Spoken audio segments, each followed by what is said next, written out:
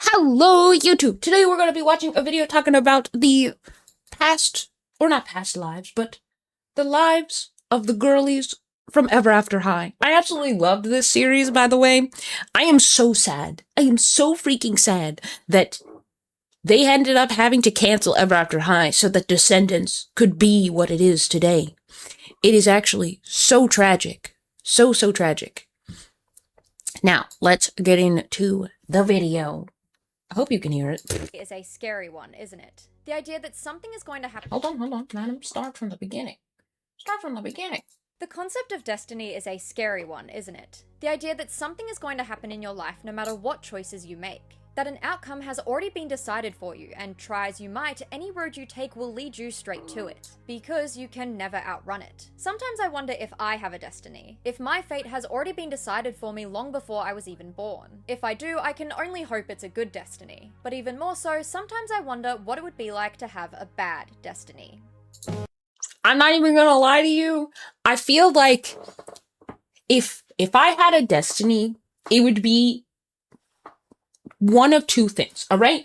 A, my destiny is that I will die in some horrible accident. Now, don't ask why I think this. It's just a vibe, right? I feel like I'll die in some horrible accident, right? But, like, it'll go down in history. Just kidding. But, like, I feel like I'm destined to, like, be in some horrible accident. Maybe that's why I don't like driving. Like, you know how you have, like, gut feelings? What if your destiny is just, like, your gut feelings that lead you down certain paths in life? Wouldn't that be crazy?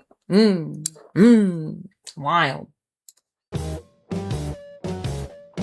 In July of 2013, Mattel launched Ever After High, a fairy tale inspired fashion doll line centered around the I'm sorry, these dolls are so pretty too. Like, okay, hear me out. Hear me out. You have to also understand that my favorite dolls to ever exist are the Monster High dolls. I love them so much. So, like, the fact that Mattel was like, oh, we're gonna do more dolls, except these ones are gonna be, like, themed differently. Dude, the outfits for the Ever After High girlies were on freaking point. On freaking point. They did a fantastic job with these models. Like, I say models, but I more so mean the dolls as well as the character designs that they used in the show.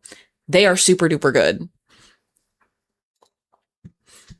Children of characters from classic stories and legends. It was promoted as a sort of sister line to Mattel's wildly successful Monster High, but very quickly, Ever After High found its own identity and place in the market. Within just a few years, the brand had proven itself to be successful enough to expand beyond dolls and into webisodes, books, films, and other media. I wish that I had read the books. I didn't know that they had books. I only saw the webisodes, and that's when I fell in love with them. I was like, oh my gosh, I love these girls. They are so adorable.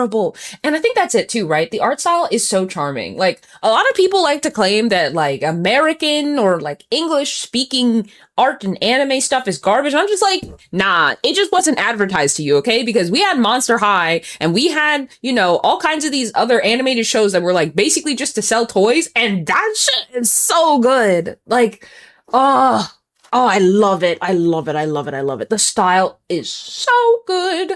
We just don't get that for media in different genres, right? Like, you're not going to see something that looks like Ever After High, but, like, takes on specifically a more serious tone, which is really unfortunate, I think. Of which was built around the franchise's central conflict. In this world, all students are expected to follow in their parents' footsteps to ensure their fairy tale stories continue being told. Some students, known as the Royals, embrace this responsibility and strive to fulfill their predetermined destinies, while other students, known as the Rebels, reject it and want the freedom to write their own stories. This setup naturally lends itself to exploring the wide variety of perspectives and challenges surrounding fate, legacy, and the cost of carrying a story you didn't choose, especially for the characters who don't exactly have an ending worth looking forward to. You guys didn't get to see these behind my body. In the Ever After High universe that aren't destined for a happily ever after. Tiny the Giant falls to his death. Melody Piper will lure children away to presumably their death. And Briar Beauty will sleep for 100 years, waking up to all her friends elderly or gone. But honestly, wait, that one's really tragic, you know? TV marketing at its finest, genuinely. I think that the idea that they are forced to continue their family's story, right? So you will just do the same thing again, is awful, especially if you're the villain. Like, and that I think was probably my favorite aspect of, like, the shows, and I wish I read the books because it's probably way more detailed and probably awesome, but that, right? So like Raven and her whole identity of having to literally be horrible to her best friend. Like, what? Are you serial? Crazy. There's a handful of characters who have especially bad destinies. Fairy tales can be notoriously gruesome and cruel, and though the world of Ever After might try to hide that fact, behind the polished facade, some students are forced to live with the knowledge that their stories are full of suffering. Whether it's burning to death or being tortured and traumatized, these are the endings that make you stop and wonder how anyone in the world of Ever After could possibly be expected to willingly fulfill them. Because these are the worst destinies in Ever After High. Okay, wait. I want to guess at least one. I think. No, Red Riding Hood's destiny. I don't know, though. Red Riding Hood's could be pretty bad. It could be bad. But at the same time, I feel like it's kind of weird, though, because I thought, like, she was a werewolf. So she's, like, both parts of the... Is she gonna eat a grandma? Is that... Wait, is that where I'm going with this? Wait, maybe. No, because the daughter of Sleeping Beauty, I think hers might be the worst. Like, knowing the fact that you will sleep forever, it's something really horrible is gonna happen to you, and you're just gonna miss out on everything. Wow. But also, who's to say her fairy tale means she has to sleep for 100 years? You know what I mean? I mean, if someone is destined to wake her up, and also, Sleeping Beauty doesn't sleep for 100 years. Girl, what? Girl, you will literally be asleep for like 3 weeks max, okay? And you have to remember that, like, the prince that's supposed to save you also probably attends your school. So, like, you'll be okay. You'll be okay. Oh my gosh.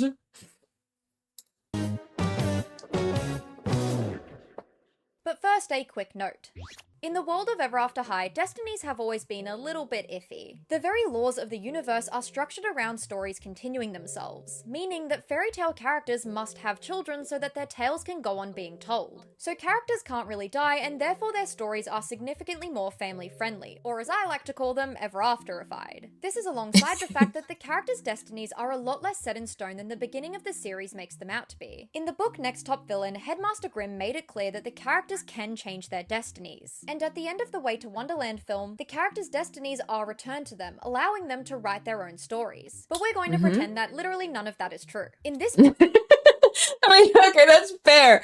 But I think the idea that your destiny is something that's forced upon you, it kind of reminds me of this movie. I think it's called like the School of Good and Evil or something like that. And like the whole point was, this is kind of a spoiler for it, I think. So if you don't want to hear a spoiler for it, close your ears right now. But I believe that in that movie, everyone's destinies are written out by this book that kind of like coerces you into doing what's written in the book. So, you know, the way they stop that is by destroying the book, I believe. So it's like that kind of thing. Because I think in this one, it's also like there's like a grand book that contains the stories, and like you read it and basically pledge to accept your fate. Accept your fate, your destiny. Video, we will be looking at the characters' destinies based on their original fairy tale, and we'll be discussing them in a way that assumes the characters will follow that destiny. So yes, characters can canonically avoid their horrific fates, and their ever afterified endings might not even be that horrific. But this is my video, and I think the concept is more interesting when we look at the original tales. Got So it? true. Good. So with all that said, let's actually start the video. Raven Queen.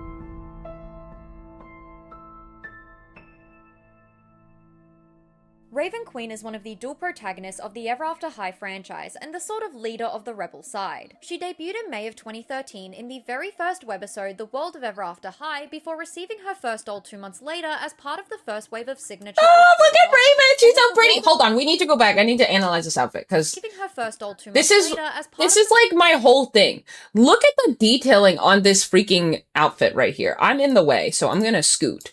But like, can we take a moment? Look at Miss Queen. The amount of detailing on a doll.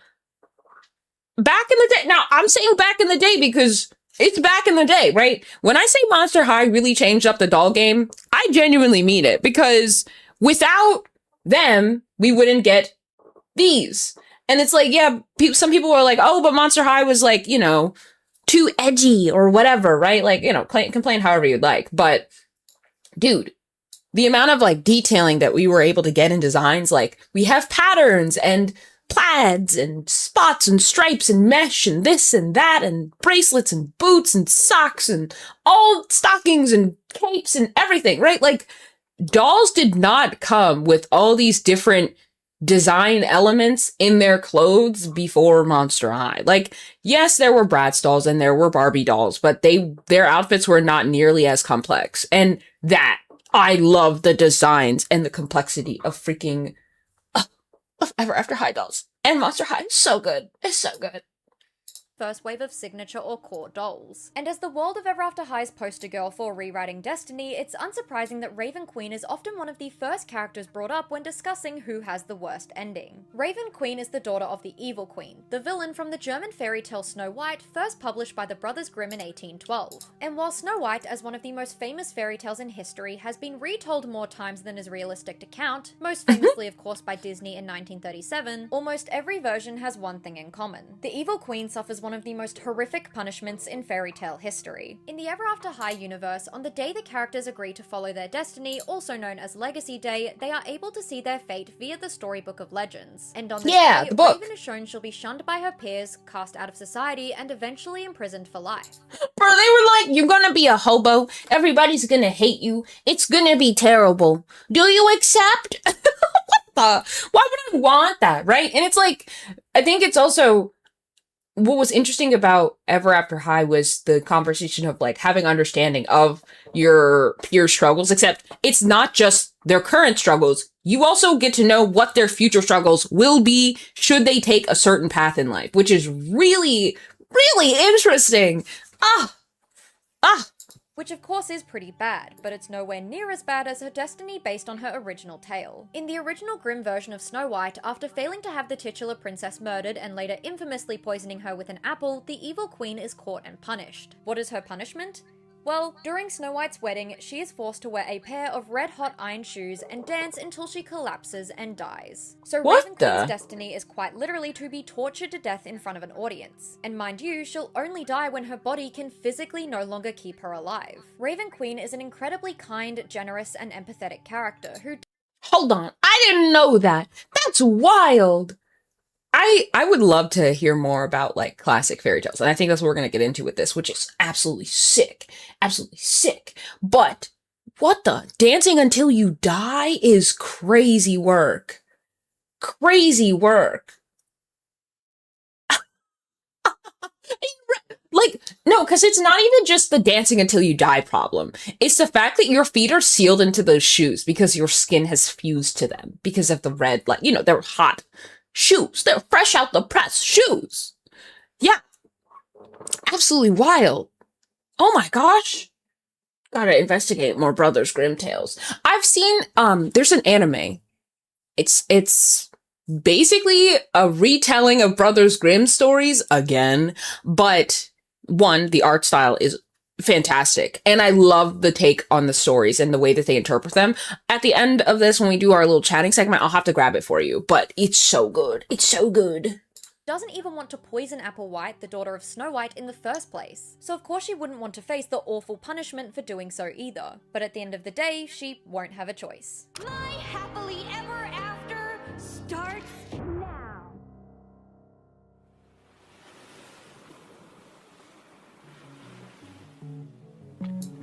Michelle Mermaid. Michelle Mermaid is one of the lesser-known Ever After High characters, being one of the few later additions to the cast, with her debuting in 2016 during the franchise's not-so-super-popular rebrand. But she's definitely an underrated character. She's shy and prefers being in her mermaid form over her human one, but she's also an incredibly talented singer. Not unlike her mother, the Little Mermaid from the 1837 Hans Christian Andersen Oh my gosh, fairy that tale whole of the boob same crazy. name. Like the story of Snow White, most modern audiences were introduced to the Little Mermaid thanks to the Disney retelling from 1989. But as usual, Disney took some creative liberties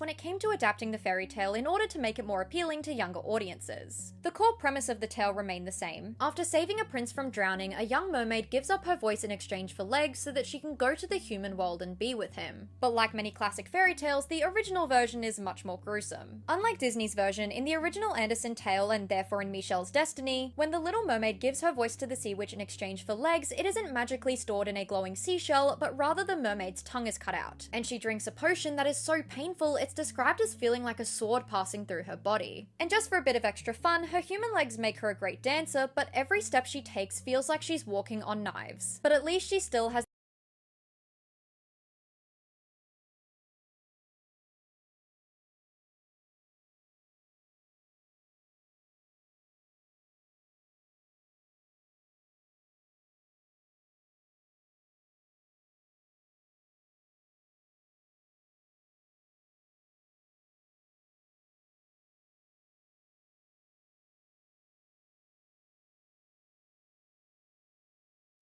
Oh my gosh. Lol. Anyway, what I want to say was, actually, I do remember the "it feels like walking on pins and needles" thing in the original story, but what I thought was really funny is the fact that she lost her voice to gain legs with leg problems. Oh my lord. Not only that, but it also could be the pain of like actually having to experience gravity. Like, I'm not saying you don't experience gravity underwater, but like there's a sort of buoyancy that creatures have. So they kind of get to dictate the energy that they put into moving, right? Where it's like, now that you're on land, there will be constant pressure on you all the time. Good luck. the man she loves. After spending time together, the prince and the little mermaid become incredibly close. He finds her indescribably beautiful, and despite her pain, she dances for him as an act of devotion. And as the tale nears its end, it seems like Michelle will get the love she desires, her happily ever after. Until the prince can— I was gonna say, but is it happily ever after if you're suffering the whole time? I mean, to be fair, she could get a wheelchair nowadays, you know what I mean? She don't have to use her legs, even though she'll probably be an amazing dancer. She can get a wheelchair, okay? We're accessible. We're accessible. Confesses he can never marry her. He admits that he loves her, but is saving his heart for another, and goes on to wed a neighboring princess, believing she is the girl that saved him from drowning. A marriage that, according to the sea witch's bargain, condemns the little mermaid to death. The mermaid sisters do try to save her. They exchange their beautiful hair for a dagger that, if Michelle uses to kill the prince, will allow her to return to the ocean as a mermaid and reunite with her family. But she just can't bring herself to kill her love. Instead, at the end of her story, Michelle will throw herself into the ocean and dissolve into beautiful sea foam. And though she does become a spirit who can earn a soul, something mermaids don't have, and go to heaven by doing good deeds for hundreds of years, considering all the pain she suffers before that, I don't know if I'd be happy with that ending. So that's a pretty crazy tale. Wait a minute. So she goes from... So the Little Mermaid is... do the land dance thing. Okay, marry the guy. Blah, blah, blah. But at least we know consistently across just about every Little Mermaid story that the prince is a dumb fuck. Okay, sorry. I actually thought about it, and I don't think he is someone I would perceive as intelligent in any form. Because, well, I do know that in The Little Mermaid, right, it's like Ursula's magic, right? But at the same time, we'll move on. Michelle will sacrifice her life with her family, suffer extreme physical pain, and have her heart broken, only to die anyway. But I mean, at least horrid. Michelle dies before her suffering can get any worse. Which sounds great until you remember that surviving suffering means you have to learn to live with it. Cerise Hood is by far my favourite ever after high character, and that's mainly because of how complex and nuanced she is as a person. She's loyal to and protective of the people she loves, but she's also incredibly standoffish and is forced to hide a pretty big secret, one that she's had since she debuted with the franchise's launch. But it's also always been interesting to me that as the daughter of Little Red Riding Hood, Cerise will survive her destiny, yet she still identifies as a rebel. So why is that? The Little Red Riding Hood story is believed to have first been printed by Charles Perrault in the 17th century before later being popularized by the Brothers Grimm in the 19th. And based on Ever After High's world building, the latter of which is the story Cerise is set to live out. But in both versions of the story, Little Red is a young girl in a red cape who is sent into the woods to deliver food to her sick grandmother. On her journey, she encounters a wolf who, unbeknownst to the naive girl, wants to eat her and her granny. So after accidentally telling the wolf the location of her grandmother's cottage, the wolf rushes ahead. There, he eats the old woman and disguises himself in her clothing, lying in wait by the time— I don't know what anime this is. It's in here, what the movie, The Little Red Riding Hood from 2002. Oh, lordy. But it looks cute. I will say, I think that the fact that either this means she will eat her grandmother, or her grandmother, like, this is a story of saying your grandma's gonna die one day. And whether or not it's you, we don't know. Little Red arrives. And though Little Red does question her supposed grandmother's unusually large ears and eyes, the wolf is able to brush off Red's concerns. Before finally, Little Red notes what big teeth she has, and the wolf reveals himself, admitting all the better to eat you up with. And as you could guess, the wolf eats her. If this were Perrault's version of the story, which is a much more obvious warning of the dangers of older men taking advantage of young girls, that would mark the end. Cerise's destiny would simply be devoured by a wolf after accidentally leading him straight to her grandmother, which on a psychological level is certainly a lot. But the Brothers Grimm chose to extend— Also, wouldn't it be crazy if it's like the whole point is like you accidentally did it, right? It was an accident. It was not intentional. And then because you like try to do all these things to not do it because you know it's your destiny and you don't want to like, you know, hurt your grandma, that's what ends up leading to the action, the events, right? And I think that's so interesting because isn't it the whole like time travel thing of like, if you tell someone what's going to happen in the future and they don't like the outcome, can't they attempt to change it? But it's like, but no, because you told them that's what's going to cause it to happen anyway, right? Like, isn't that weird? Isn't that weird? Yeah, because why would a wolf talk? upon that ending. In their version, a huntsman hears the wolf snoring and quickly realizes what happened, cutting open the wolf's stomach and rescuing both somehow still alive victims. Little Red Riding Hood then fills the wolf's stomach with rocks so that when he wakes up, the weight causes him to collapse and die. So Cerise will survive, but she'll undeniably be traumatized and likely feel somewhat responsible for what happened to her grandmother. And of course, she'll have to live with the memory of her and her grandmother quite literally being eaten alive and then watching a wolf die a pretty violent death. Which, when you think about it like that, makes sense as to why she's a rebel and wants to write her own destiny. Well, that and the way her secret impacts her future. But hey, at least she lives. Though the same can't be said for the other major player in her story. Poor Cerise.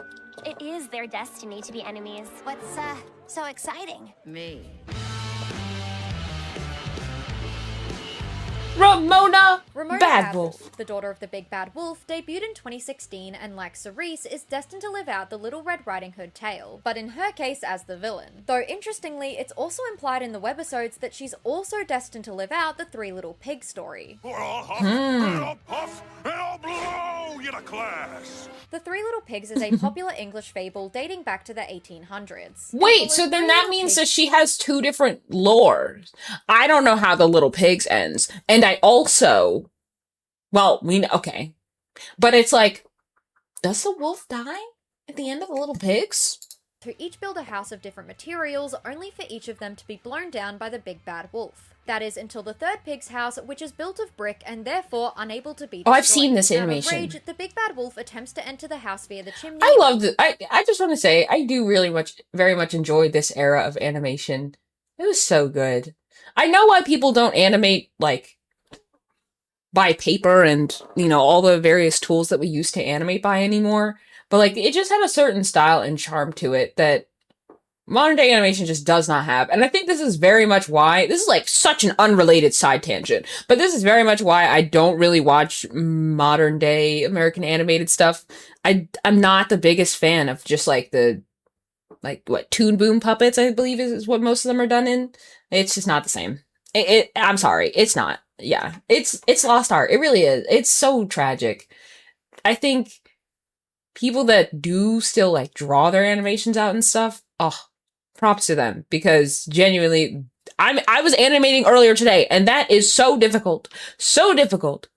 To fall into a pot of water, boil to death, and be eaten. Depending on the version of the story you read, the wolf will also eat two of the three little pigs, which sucks for them and their destiny. But in almost every iteration of the fable, Ramona is destined to die a slow and painful death. not unlike her destiny in the Little Red Riding Hood tale. Well, wait. Okay. You know what I thought was interesting? Another point that is very interesting in this Ever After High universe is the fact that the parents are alive. So they did rewrite the stories all to be like softer and chill and more mellow.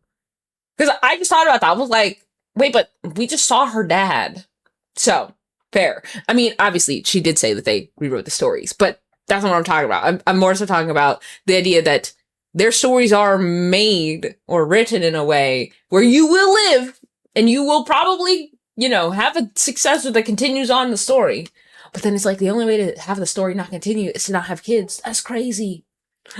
It's a metaphor! No, I'm kidding. From literally a couple of minutes ago, Ramona will eat the grandmother in Little Red Riding Hood, have her stomach cut open, and die. So Ramona has not one, but two violent destinies. Which is bad. Couldn't she speedrun it? Just eat everyone, throw them up, and be like, all right, I did my due diligence. Leave me the fuck alone, Destiny. Enough as it is, but there's one detail of her Little Red Riding Hood fate I haven't mentioned. Of course, the big bad wolf eats Little Red Riding Hood, which means Ramona and Cerise's destinies intersect in a pretty gruesome way. But what makes it even more horrific is that if Ramona follows her destiny, she will eat her own sister. Yerp. In the October 2016 webisode A Big Bad Secret, it was revealed that Cerise Hood and Ramona Badwolf were sisters, with Little Red Riding Hood and the Big Bad Wolf having secretly married. The two met while studying at Ever After. Oh my gosh! Crazy! Honestly, would. After High when they were forced to work together on a theatre project. And whilst they initially didn't get along, they quickly fell in love, and as revealed in the September 2014 webisode, Cerise's picnic panic went on to marry and have children. This is Cerise's secret and why Cerise is a rebel. Cerise has wolf ears and werewolf-like abilities passed down from her father, and at the end of the day, both her and Ramona technically never should have been born. Their literal existence is denying fate. Oh, and it's also worth mentioning— Oh wait, but that's iconic though.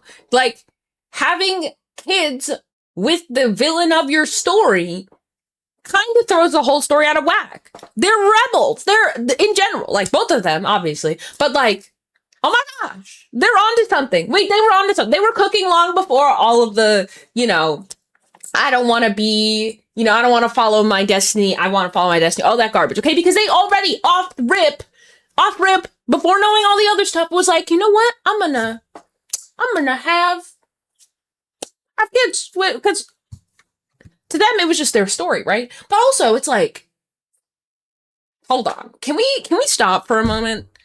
Does this mean this man ate her grandma and then went on to date her, but like those are unrelated events? Am I missing something? Hold on, hold the phone. That feels weird.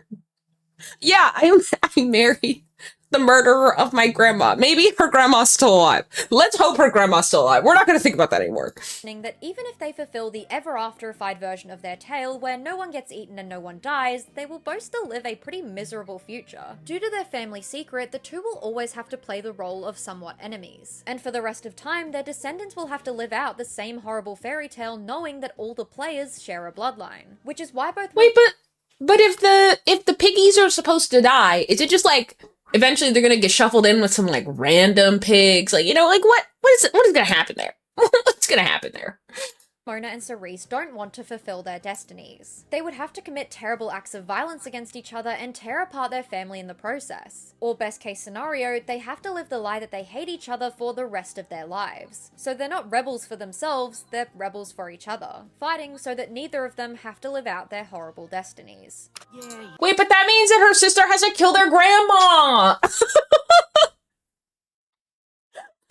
Wait, okay, hold on. This storyline might be the most effed up one. Here's why. Alright? You go through the storyline, but eventually you become the grandma. You are the one eaten by the wolf. So like, regardless of how it continues, eventually one of your children is gonna eat you. You're not safe. The only way to survive, never have kids. I told you that's the only way to survive this. Never have kids. You're not safe. If you become a grandma, your fate is sealed. Your fate is sealed. You will be their meal. Yeah, if anyone knew the big bad wolf was married to Little Red. They'd flip their crowns. That's hilarious. Duchess Swan. Duchess Swan is another royal that's been with Ever After High from the beginning of the franchise, though unlike most of the other characters, Duchess isn't destined to live out a traditional fairy tale or fable. Instead, Duchess Swan is the daughter of the Swan Princess from the 1875-76 ballet Swan Lake. Composed by Tchaikovsky, the performance, which is believed to have been based on the story written by Johann Carl August Musars, is one of the most famous ballets ever, both because of its now iconic soundtrack and story, but also because of its pretty morbid ending, meaning I love Swan Lake. Like, if you can, or if you have not seen like a full performance of Swan Lake, it is so beautiful. Also, like seeing the behind the scenes of people just like kind of practicing for some of the various roles. Oh, it's so awesome. Ballet is such a cool craft. I wish I could do like some of the like fancier, I would say acrobatic things. Like I tried doing gymnastics growing up. That wasn't for me. And then I did ballet like briefly as a young child, as a young little springling. And yeah, it was fun, but I'm not flexible enough for that. Also, she has a Flora pillow in the background, like Winx Club stuff back there. Oh, I love that. I love Winx Club. Anyway, continuing. Duchess is one of the few characters that identifies as a royal despite having a horrible destiny. Like her mother, Duchess is destined to be cursed by Barbie! By day she will be a beautiful swan and by night a human, with the only way to break the curse being an eternal vow of love from someone who truly cares for her. And thankfully she will get that. In the story, a prince falls in love with the Swan Princess and her with him, so after he promises to break her curse, he invites her to his ball. But alas, Swan Lake is ultimately a tragedy. And when the sorcerer sends his daughter to the ball disguised as the Swan Princess, the prince falls for the trick, unknowingly breaking his vow and dooming Duchess to be a swan forever. When the prince realizes his mistake, he will beg the Swan Princess for her forgiveness, but not wanting to live the rest of her life as a swan, Duchess instead will choose to die. Though, like Michelle, there is a silver lining, sort of. The prince will choose to die as well, and the two lovers will reunite in heaven where they spend eternity together. And their sacrifices— Okay, but like if you have to die, was it worth it? Like, why can't you find love together without dying? Why are all these fairy tales so sad? will inspire the other swans to rebel against the sorcerer, which causes their curses to be broken. So once again, a character is destined to have her heart broken and die not long after. Fun. Duchess Swan, like Briar Beauty, is one of the few royals who at some point in Ever After High's run had doubts about following their destiny. She's quite bitter towards other princesses, and in the 2015 book Next Top Villain, Duchess begins to consider taking on the destiny of the evil queen. Though ultimately, the book ends with her coming to terms with the fact that she can work towards whatever destiny she wants, which is presumably not being cursed to be a swan forever, but killing herself before it can happen. Gingerbread House. Gingerbread House is she's another adorable. incredibly underrated Ever After High character, and another one of my personal favourites. Ginger was first introduced in the 2014 book The Unfairest of Them All, and is a shy and kind baker who— Oh, she's so pretty! Ah! Okay, hold on. Pause.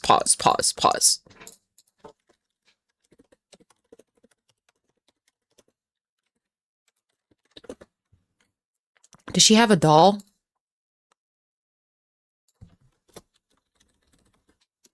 No way. Hold on. She does. She does. Is it gonna work? There she is. This is her doll, by the way. As soon as I saw her design, I was like, guys, I need to find it so I can show you. Because this is so cute. Look at her. She is adorable. Or I guess I'll put her over here. She's so adorable. But like, I would like to come back to how good the designs were for these characters. Like, she looks like candy. She looks delicious. I love her to bits. Also, is she gonna be eaten alive? That's my question, because her name is literally Gingerbread House, and I'm scared. Don't kill her. I mean, she's probably gonna die, but don't kill her, please.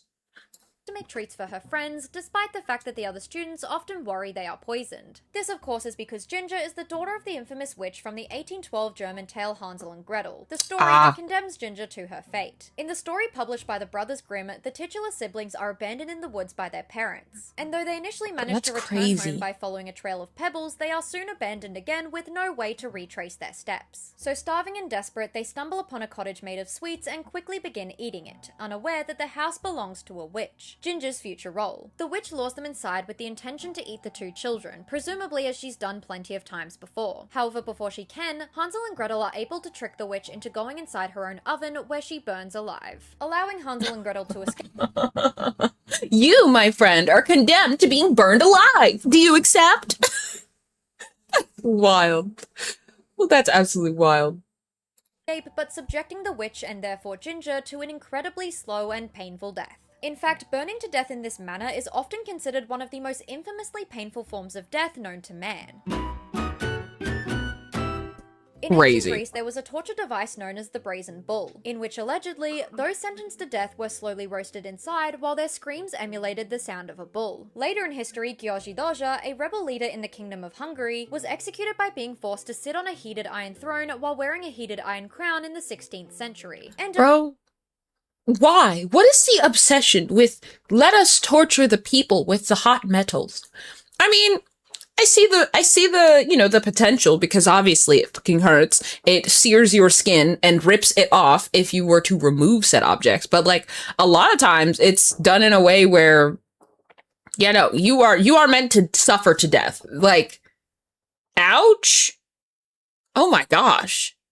Oh, the brazen bull one is crazy to me. That's wild. Like, I can't even imagine. I'm trying to imagine. I can't even imagine. That's absolutely insane. Like, can we take a moment, okay, to understand the idea that, like, she's gonna be burnt alive? What the? Sorry, I have to rewind. I hit a button. Oh my gosh. Hold on. History tangent. Bull, okay. In which allegedly, those sentenced to death were slowly roasted inside while their screams emulated the sound of a bull. Later in history, György Doja, a rebel leader in the Kingdom of Hungary, was executed by being forced to sit on a heated iron throne while wearing a heated iron crown in the 16th century. And of course, there's being burnt at the stake, which is most often thought of in the context of witch hunts, but historically was one of the most common ancient forms of execution. It was just a common form of execution. What the heck? I mean, like, okay, wait. Back then they did public executions though, right? Like, so by making it terrible and painful and slow, people, you know, it was to put the idea in people's heads that like you don't go against the insert system you're supposed to be following, right? So I can see it from that perspective. However, dear Lord, that looks like it hurts. Considering how kind Ginger is and how her greatest desire is simply to bring joy to others through her baking, her death certainly feels like a disproportionately cruel ending. She wants to live a life outside her mother's legacy and hates the idea of hurting people, yet she is destined to become a cannibal, not the Kesha kind, eat children, and die a slow and painful death. And I'm sorry, the Kesha joke was funny. But yeah, no, I think another part that's really sad is like, because she's not even at the point of like doing her destiny where she's like, you know, poisoning people and gonna try and, you know, eat them or whatever, right? She's just a normal person. And, you know, even still her friends are afraid to eat any gifts given from her because of her story, right? Like she suffers from being discriminated against because of her story and where she comes from, even though that's not who she is currently and probably not who she wants to be. I mean, like, if you open the book and it's like, you're gonna be a cannibal and then be burned alive, do you accept? Like, no, I do not accept. Hello? Like Raven, Cerise, and Ramona, even in the ever-after-fied version of her story where the witch doesn't die, Ginger is still going to be unhappy. She will be ostracized and driven out of society, and everyone around her will refuse to eat what she bakes because they fear she will try to eat them. All things considered, it's no wonder she hates her destiny. Yeah. I can't believe they think you're going to follow your story. I know.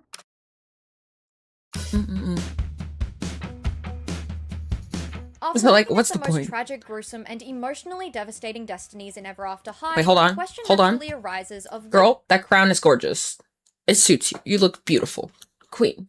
which character has the worst fate. And ultimately, that answer will depend on how you define the worst. If the worst is measured based on physical pain, Gingerbread House likely takes the cake. Mind the pun. Having to eat children to survive and then being burnt alive in an oven is a terrible way to go, especially when it's a death caused by these little shits. If the character who goes through the most emotional pain has the worst destiny, it's probably Michelle Mermaid, who watches everything and everyone she loves slip away from her only to dissolve into sea foam and become a spirit, who might get into heaven. Duchess also gets incredibly incredibly close to her happy ending only for it to be taken away from her at the last minute. But she does get to be reunited with her lover, something Michelle will never experience. But if we are talking pure existential horror, an ending that is incredibly painful both physically and mentally, Ramona Badwolf probably has the worst destiny of all. The fact that she has two destinies that result in her horrific death is enough of a justification. And you forgot to count the third destiny, where if she doesn't end up surviving any of this, she will be eaten if she ever is a grandma. If she's ever a grandma, she gets eaten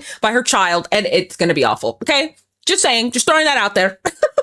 My logic. But her Little Red Riding Hood story is especially awful. She literally has to eat her own sister and then be killed by her. That sucks. And her grandma. The point of Come on, you're forgetting her grandma. She has to eat her own sister and her grandma.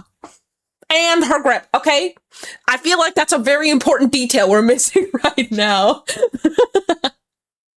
Because genuinely, that's crazy. That's crazy.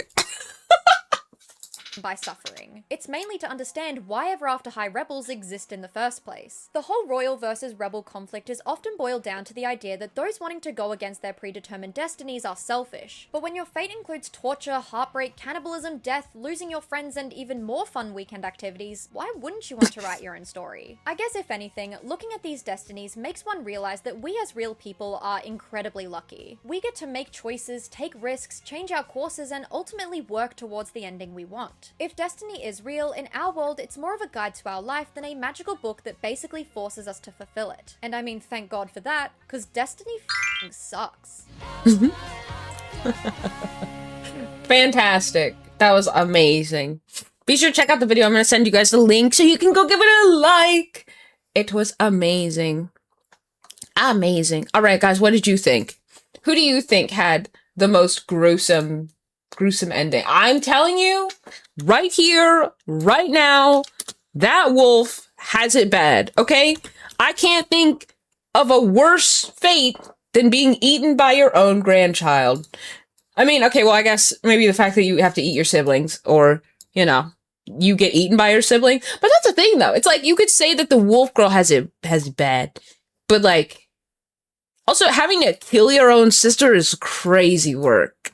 Crazy work. Conspiring with your grandma to murder your sister? Wild. Absolutely wild. Because, like, it's the kind of thing where you're being told, oh, don't, you know, don't tell anybody we're together because it's gonna break the whole system. It's all gonna collapse. Hold on, let me get the music back on. I don't know. I don't think so. I don't think so. That's crazy. Because, like, I was thinking about the Little Mermaid one, Michelle's.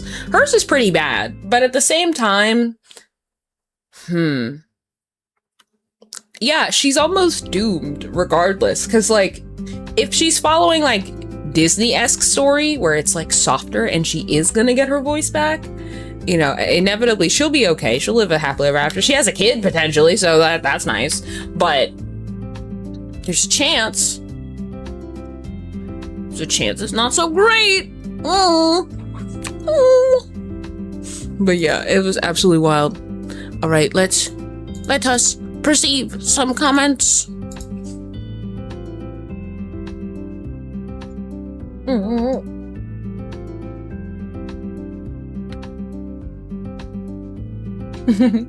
Fun fact, Little Red Riding Hood and the Big Bad Wolf were married in Wonderland. The Mad Hatter officiated the wedding. That's crazy. Which, that's another thing we didn't even talk about. We didn't even talk about, like, the Mad Hatter's daughter. She's in here too. Oh, that's crazy. Yeah, dude, someone pointed out the grandma thing. Another traumatic thing for Cerise is the story continues unto her children and her children's children, and she will eventually become the grandmother that gets eaten. Exactly. So she's also dooming, every single generation dooms a wolf to death. One wolf gets doomed to death for various reasons. Maybe, what if the actual winning strategy is like sacrificial lamb style, right? So the eldest carries on the story and everyone else gets to live out a normal life. So it's like, you suffer so we all don't have to, which, you know, sucks. But also, what if it doesn't work that way? Like, what if you did have multiple children and they all have to carry on the story. That'd be insane. It's like, oh yeah, sorry, I'm scheduled for like two wolf eatings this week, and then a third one on next Saturday. I'll have to get back to you on those plans about that tea party. I'm sorry. Like, that'd be insane. That would be insane. Oh my gosh. But yeah, absolutely wild. Absolutely wild. Hold on, there's a car that keeps like, is it a truck? Cleaning truck, cleaning the streets. So loud. Anyway, thank you guys so much for watching on YouTube. Be sure to give this video a like and subscribe for more. And I will see you guys tomorrow for more silly videos and silly yappies. Alright, bye YouTube. Bye bye. Alright, that is all for the YouTube. Alright, cool.